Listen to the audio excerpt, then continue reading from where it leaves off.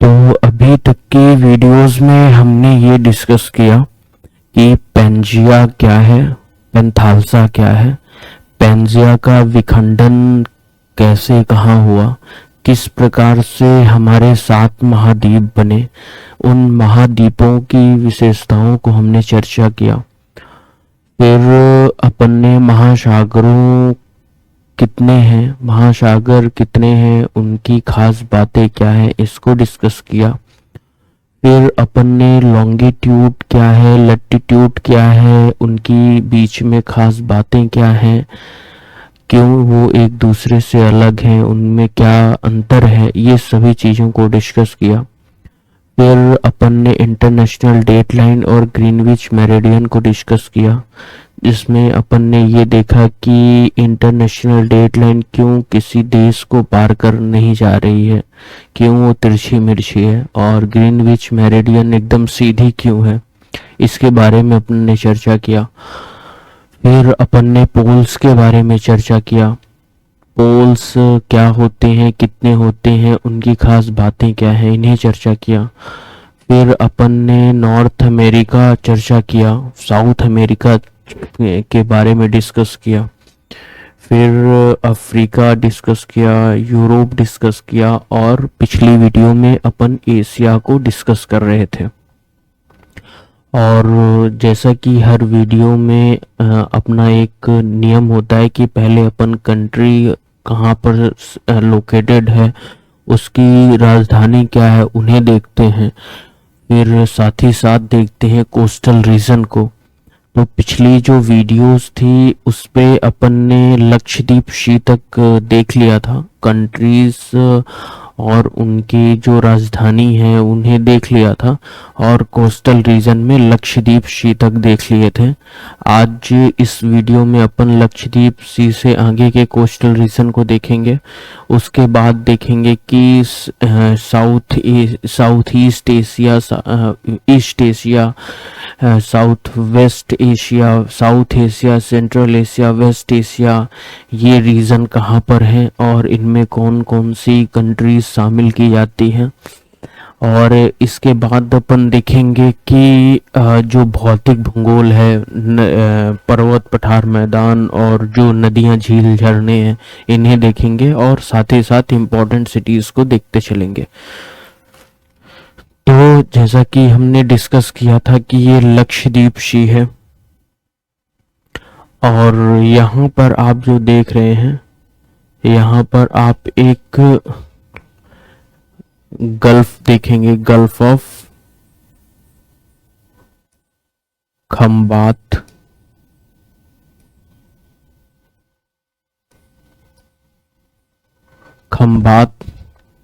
और अब आप जो भारत के गुजरात में ये जो देख रहे हैं, इसके कहा जाता है gulf of Kutch, gulf of Kutch. उसके बाद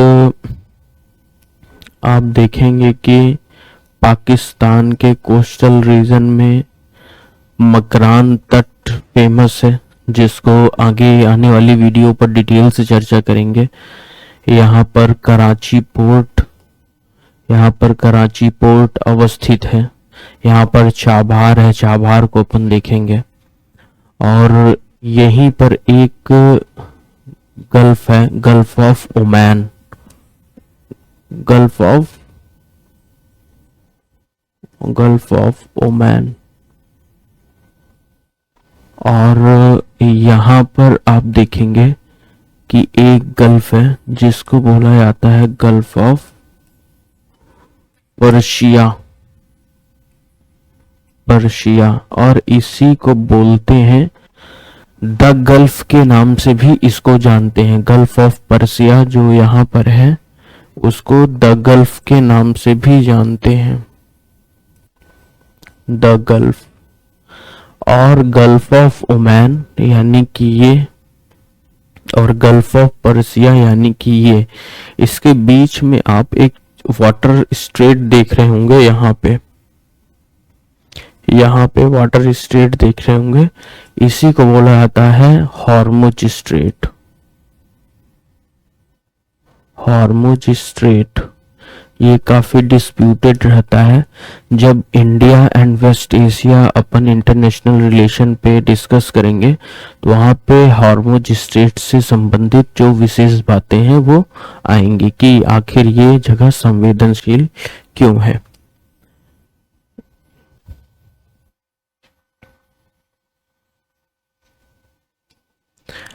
उसके बाद आप देख रहे होंगे कि यहाँ पे गल्फ ऑफ अडेन है और यहाँ पर रेड सी है, और गल्फ ऑफ अडेन और रेड सी के बीच में यहाँ पे एक स्ट्रेट है जिसको कहते हैं स्ट्रेट ऑफ बाब अल मंडेव, स्ट्रेट ऑफ बाब अल मंडेव, बाब अल मंडेव। तो कोस्टल रीजन से संबंधित जो डिस्कशन है उसे अपन ने डिस्कस कर लिया है। अब ये देख लेते हैं कि east Asia, south east Asia, south Asia, central Asia, west Africa, west Asia, west Asian region और अरेबियन कंट्रीज, इनमें कौन कौन सी कंट्रीज सामान्यतः शामिल की जाती हैं।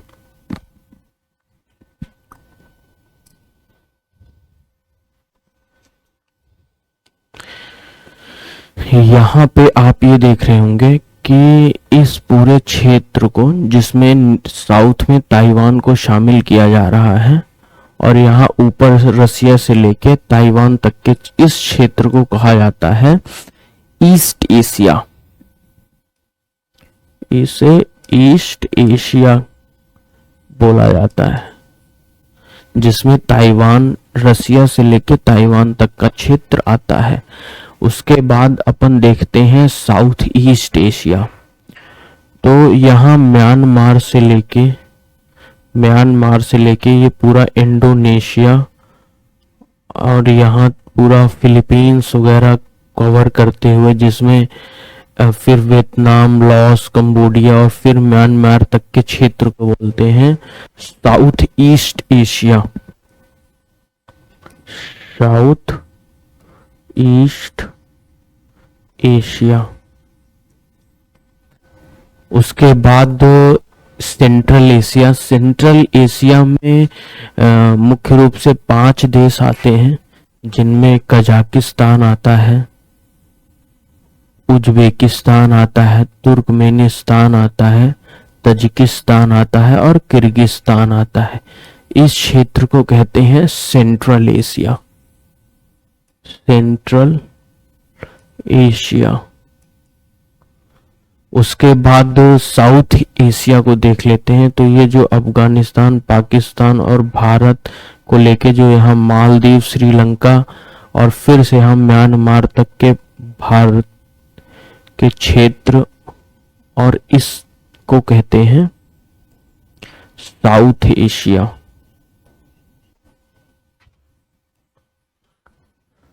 South Asia.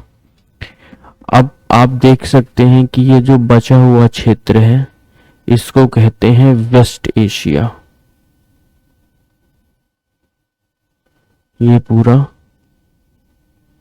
जो है वो वेस्ट एशिया का भाग है,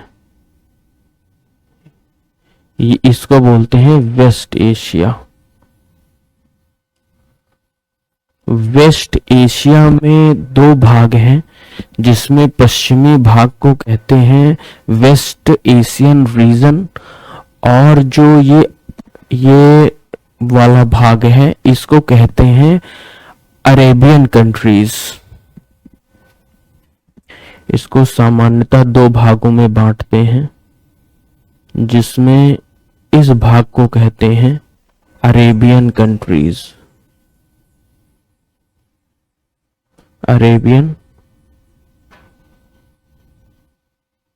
कंट्रीज। और ये जो पूरा क्षेत्र है और ये जो वाला क्षेत्र है इसको कहते हैं वेस्ट एशियन रीजन। तो उम्मीद है कि आप ये समझ गए होंगे।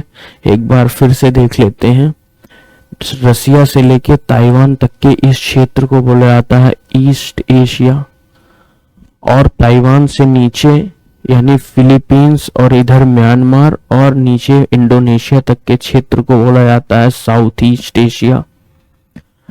भारत, बांग्लादेश, भूटान, नेपाल, पाकिस्तान, अफगानिस्तान के क्षेत्र को बोला जाता है south Asia. Kazakhstan, Uzbekistan, Turkmenistan, Tajikistan, Kyrgyzstan को बोला जाता है सेंट्रल एशिया। इस यहां से लेके इस पूरे क्षेत्र को बोला जाता है वेस्ट एशिया। वेस्ट एशिया में दो भाग हैं, एक है वेस्ट एशियन रीजन और एक है अरेबियन कंट्रीज। तो सऊदी अरब और उसके चारों तरफ जो देश छोटे छोटे अवस्थित हैं उन्हें अरेबियन कंट्रीज बोला जाता है, और इनके अलावा वेस्ट एशिया में जो भी देश हैं उन्हें बोला जाता है वेस्ट एशियन रीजन। अब अपन चालू करेंगे फिजिकल जियोग्राफी, जिसमें अपन पर्वत, पठार, मैदान, नदी, झरना, झील लोगों को देखेंगे, साथ ही जो महत्वपूर्ण शहर हैं उन्हें भी देखेंगे। तो सबसे पहले नदियों को देख लेते हैं कि नदियां कहाँ से निकलती हैं, उनकी खास बातें क्या हैं और उनके किनारे शहर कौन से अवस्थित हैं। तो सबसे पहले आप रसिया में यहाँ पे देखेंगे कि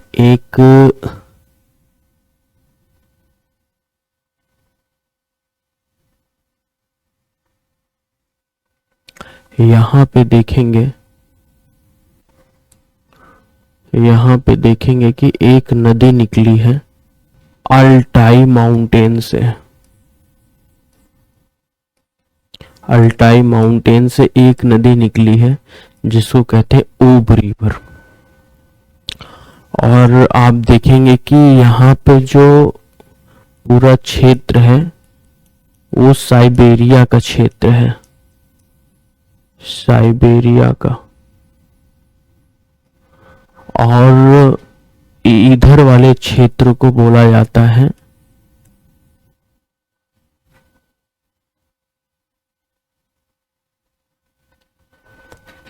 वेस्ट साइबेरियन रीजन। और इस क्षेत्र को बोला जाता है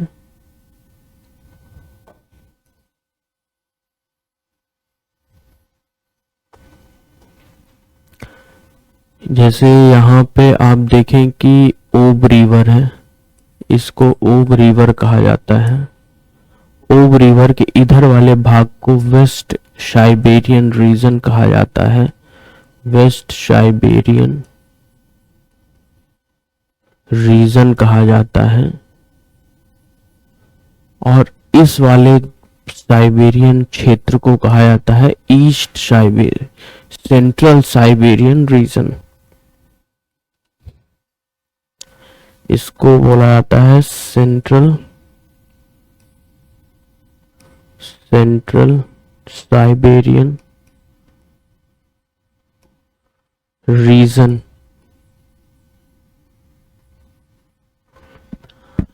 ओब रिवर जो है वो एक माउंटेन से निकलती है जिसको कहा जाता है अल्टाई माउंटेन।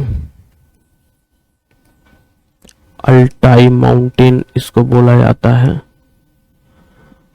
और ओब रिवर जो है वो यहाँ पे देखेंगे कि काराशी मौजूद है, काराशी में जाके मिल जाती है। जो वेस्ट साइबेरियन रीजन है तो उसके आप यहाँ पर देखेंगे एक शहर अवस्थित है, औद्योगिक शहर, एक तरीनबर्ग। यहाँ पे आप देखेंगे कि रीजन एक तरीनबर्ग, एक तरीनबर्ग। एक तरिनबर्ग बेसिकली एक तरिनबर्ग एक तो साइबेरियन रेलवे का जंक्शन है, और दूसरा ये एक औद्योगिक शहर है। हालांकि यहाँ कोयला की उपलब्धता नहीं है, लेकिन आयरन और लौह इस्पात उद्योगों का यहाँ विकास हुआ है, क्योंकि यहाँ आयरन ओर के रिजर्व हैं, और इन्हीं आयरन ओर के रिजर्व के कारण यहाँ लौह इस्पात इंडस्ट्रीज का डेवलपमेंट हुआ है। इसके साथ ही हमने बताया कि ये ट्रांस साइबेरियन रेलवे का एक महत्वपूर्ण जंक्शन भी है। और उसके बाद आप यहाँ पर ओब रिवर पर ही एक शहर देखेंगे, इसका नाम है नोवोसिबर्स्क।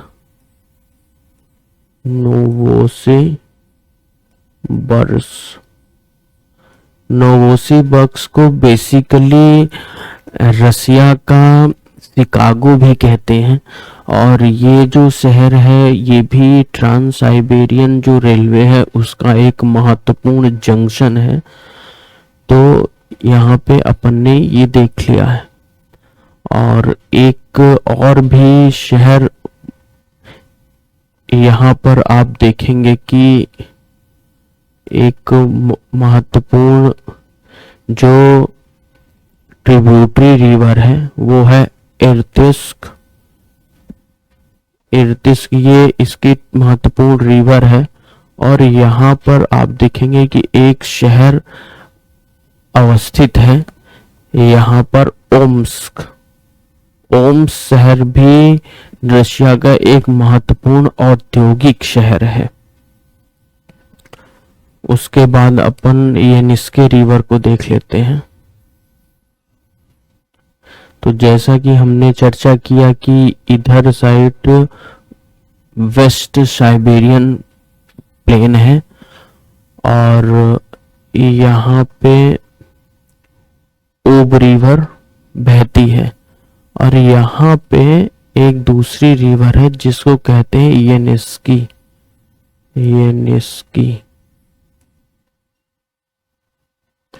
येनिस्की रिवर एक यहाँ पे प्लेटाऊ है, कोब्दो प्लेटाऊ।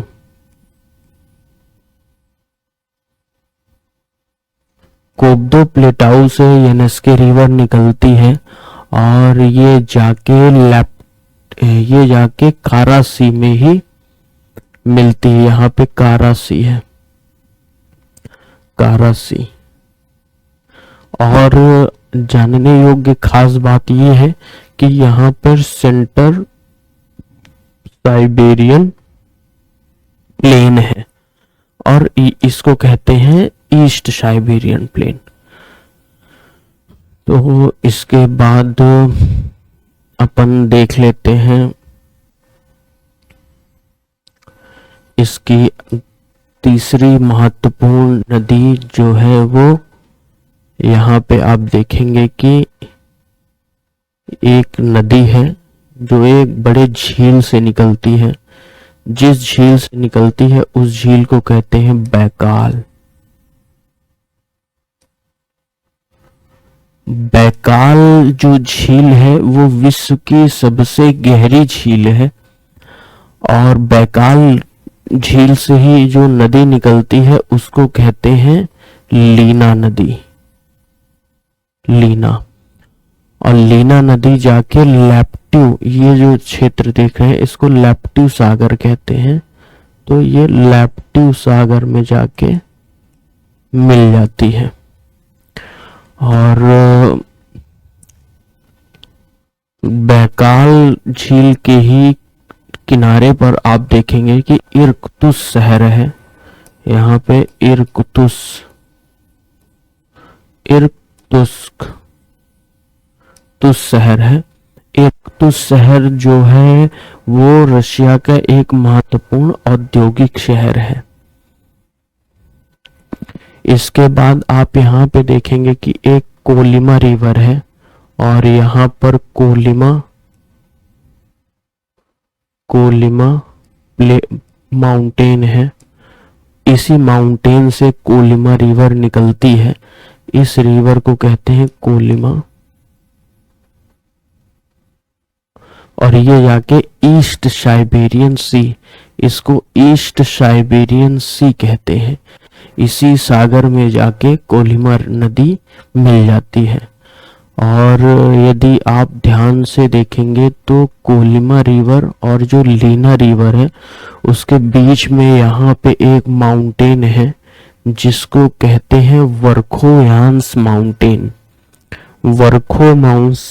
वर्खोयांस माउंटेन जो यहाँ पर अवस्थित है। यहाँ पर आप दूसरा फैक्ट ये भी देखेंगे कि जो यूरोप का जो सबसे ठंडा क्षेत्र है वो वर्खोयांस माउंटेन पे ही अवस्थित है। और वर्खोयांस माउंटेन जो है वो लीना नदी और कोलिमा नदी के बेसिन क्षेत्र को एक दूसरे से अलग करता है।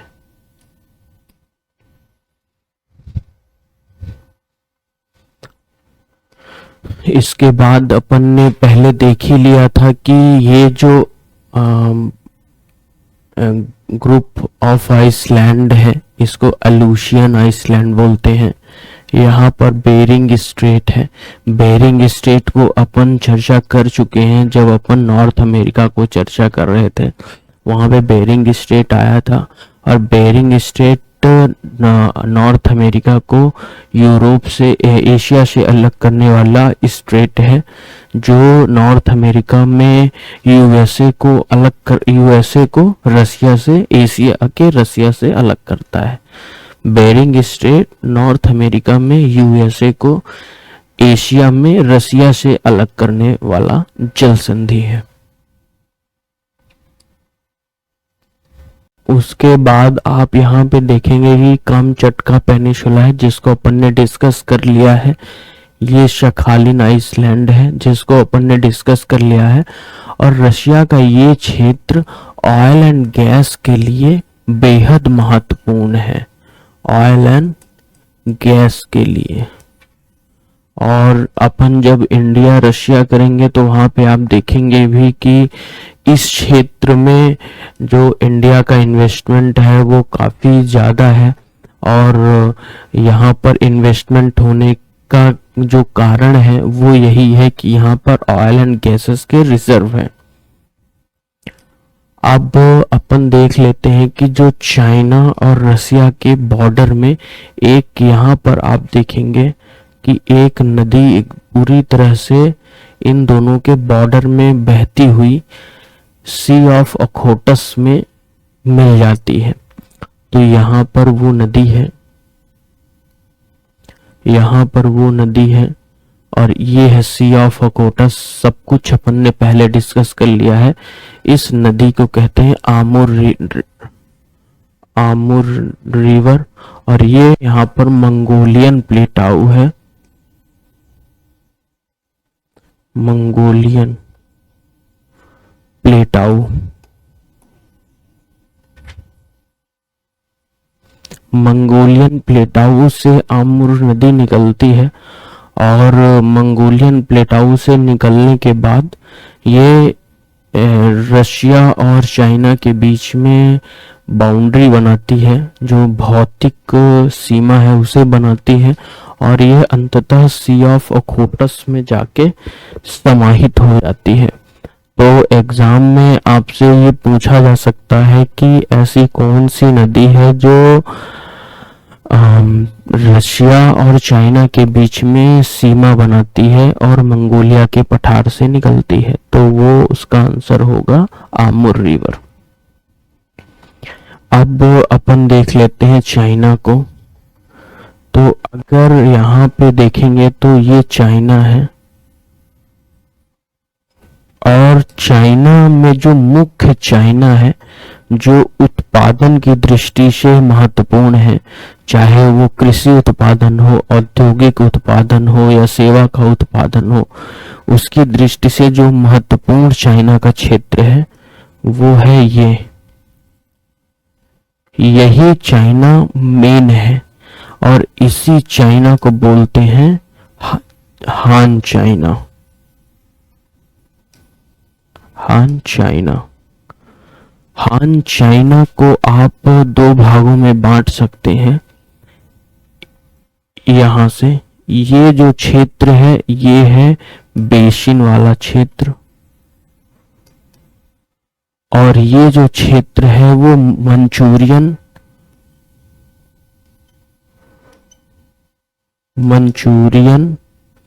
प्लेन वाला क्षेत्र है। तो जैसा कि पूरे क्षेत्र को कहते हैं हान चाइना, हान चाइना को दो भागों में बांट सकते हैं। इस भाग को कहते हैं बेसिन, जिसमें सिचुआन बेसिन और ग्रेट चाइना बेसिन है, उसको आगे अपन डिस्कस कर लेंगे। और इस वाले भाग को कहते हैं मंचूरियन प्लेन। अब देख लेते हैं कि जो बेसिन वाला क्षेत्र है उसमें कितने क्षेत्र हैं।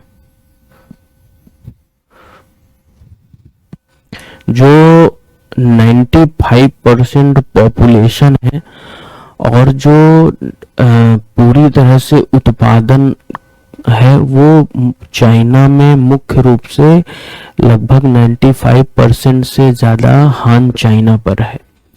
और अब चाइना के बेसिन जो है उसको दो भागों में बांट लेते हैं। ये जो बेसिन आप देख रहे हैं, ऊपर वाले बेसिन क्षेत्र को कहते हैं ग्रेट बेसिन, ग्रेट बेसिन, और नीचे वाले भाग को कहते हैं सिचुआन बेसिन, सिचुआन बेसिन। तो उम्मीद है कि आप समझ गए होंगे कि हान चाइना को मेजर दो भागों में बांटते हैं। पहला नीचे वाला जो साउदर्न क्षेत्र है उसको कहते हैं बेसिन, और जो ऊपर मंचूरिया वाला है उसको मंचूरियन प्लेन कहते हैं। और अगेन बेसिन को हम दो भागों में बांटते हैं, जिसमें नॉर्थ साइड वाले क्षेत्र को कहते हैं ग्रेट बेसिन और साउथ वाले क्षेत्र को कहते हैं सिचुआन बेसिन। अब अपन चाइना के इंडस्ट्रियल एरिया जो मंचूरियन बेसिन पर है उसे डिस्कस कर लेते हैं।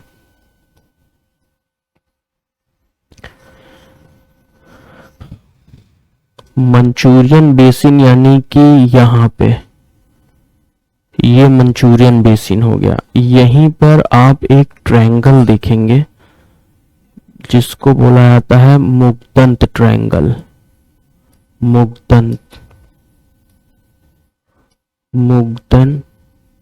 ट्रायंगल। मुग्दन ट्रायंगल जो बोला जाता है वो चाइना के कुछ क्षेत्रों को मिला के बोला जाता है।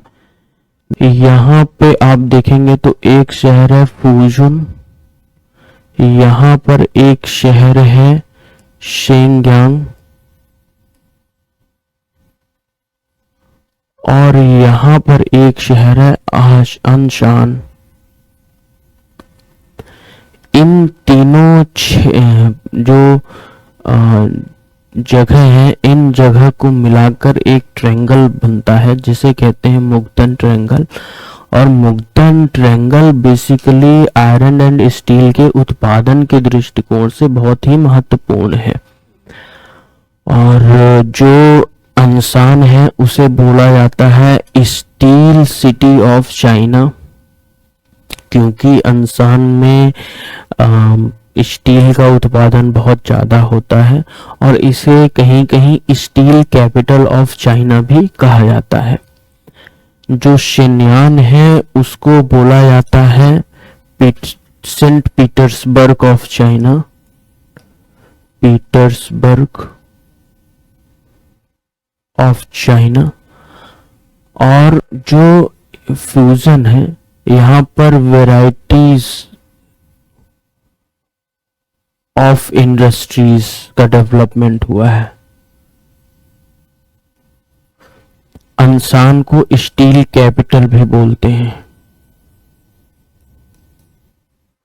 स्टील कैपिटल ऑफ चाइना ही बोलते हैं। तो उम्मीद है कि मुगदन ट्रायंगल से संबंधित बातों को आप समझ गए होंगे। अब अपन हुआंगी रिवर है चाइना की, जिसे येलो रिवर भी कहते हैं, उसे डिस्कस कर लेते हैं। तो चाइना की जो सभी नदियां हैं वो मुख्य रूप से यहाँ पर तिब्बतन प्लेटाऊ है, तिब्बत प्लेटाऊ है, वहां से निकलती हैं। तो यहाँ पर आप देखेंगे कि जो हुआनही रिवर है, हुआनही रिवर इसको कहते हैं हुआंगही रिवर, और इसको येलो रिवर भी कहीं कहीं बोला जाता है। येलो रिवर बोलने के पीछे वजह ये है क्योंकि इसके जो सेडिमेंट्स हैं, जो अवसाद हैं, वो मुख्यतः पीले कलर के हैं, इसीलिए इस नदी को येलो रिवर की संज्ञा भी दी जाती है। इसके यहाँ पे आप देखेंगे कि बीजिंग शहर अवस्थित है। बीजिंग शहर को पेकिंग शहर भी इसके एंशियंट नाम के अनुसार बोला जाता है। यहाँ पे बीजिंग शहर है, बीजिंग, और इसको बोला जाता है पेकिंग शहर, पेकिंग। तो यहाँ पर ये है कि क्विंगदाओ एक यहाँ पर शहर है,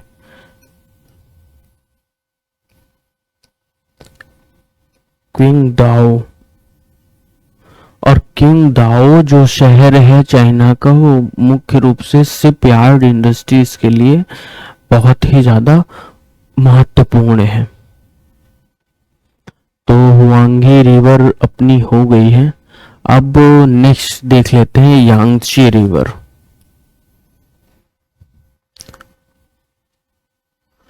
तो यांगची रिवर भी तिब्बतन प्लेटाऊ से निकलती है और ये जाके यहाँ पे ईस्ट चाइना सी में जाके मिल जाती है।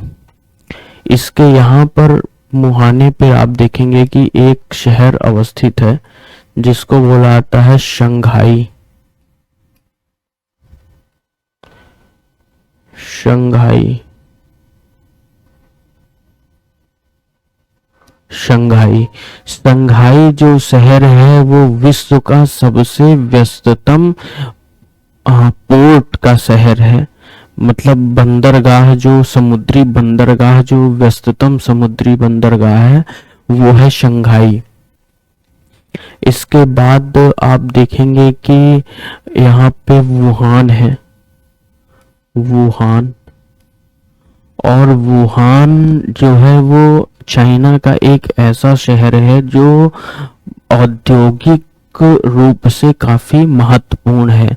यहाँ कई प्रकार के औद्योगिक उद्योगों का निर्माण हुआ है और यह औद्योगिक उत्पादन की दृष्टिकोण से बहुत ही ज्यादा महत्वपूर्ण है। यहाँ पर आप देखेंगे कि चेंगडू एक शहर है, और जो चेंगडू शहर है वो चाइना में पेपर मिल के दृष्टिकोण से, पेपर मिल के दृष्टिकोण से काफी इम्पोर्टेंट है। और वुहान में हैवी इंडस्ट्रीज का ज्यादा डेवलपमेंट है, हैवी इंडस्ट्रीज का।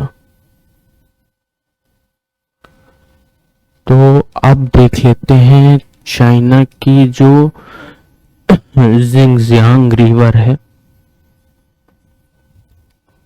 या इसे सिक्यांग रिवर भी बोलते हैं। तो यहाँ पर आप जैसे तिब्बत देखेंगे और यहाँ पर साथ ही में तिब्बतन हाईलैंड देखेंगे, तिब्बतन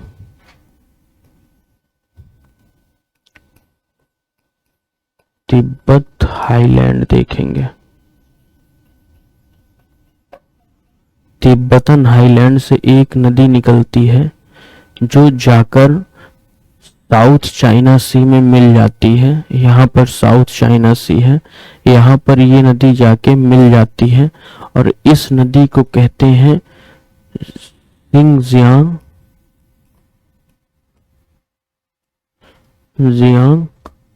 और सीक्यांग भी बोलते हैं कहीं कहीं।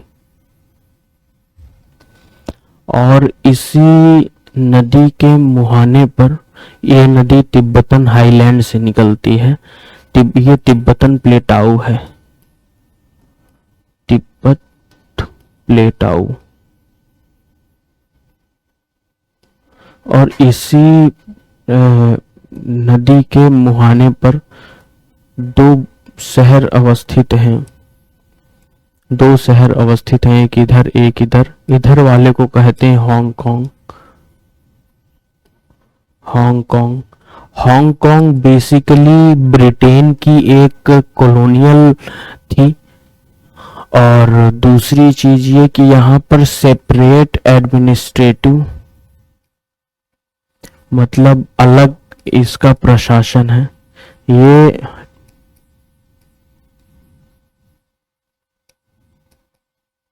यहाँ का जो प्रशासन है वो चाइना के मेन लैंड से अलग है और यहाँ एक आइसोलेट अलग प्रकार का प्रशासन होता है। ये जो शहर देख रहे हैं ये है मकाक। मकाक जो है वो पुर्तगाल की एक कॉलोनियल थी और यहाँ भी हांगकांग की तरह ही एडमिनिस्ट्रेशन होता है। तीसरी चीज हांगकांग की ये है कि इसमें टॉय और लाइट प्रोडक्ट के लिए, ये हांगकांग जो है वो लाइट और टॉय प्रोडक्ट के लिए वर्ल्ड में बहुत ही ज़्यादा फेमस है। और इस प्रकार से इस वीडियो में इतना ही। नेक्स्ट वीडियो में अपन जापान को चर्चा करेंगे और जापान को चर्चा करते हुए अपन साउथ ईस्ट एशिया में इंटर कर जाएंगे।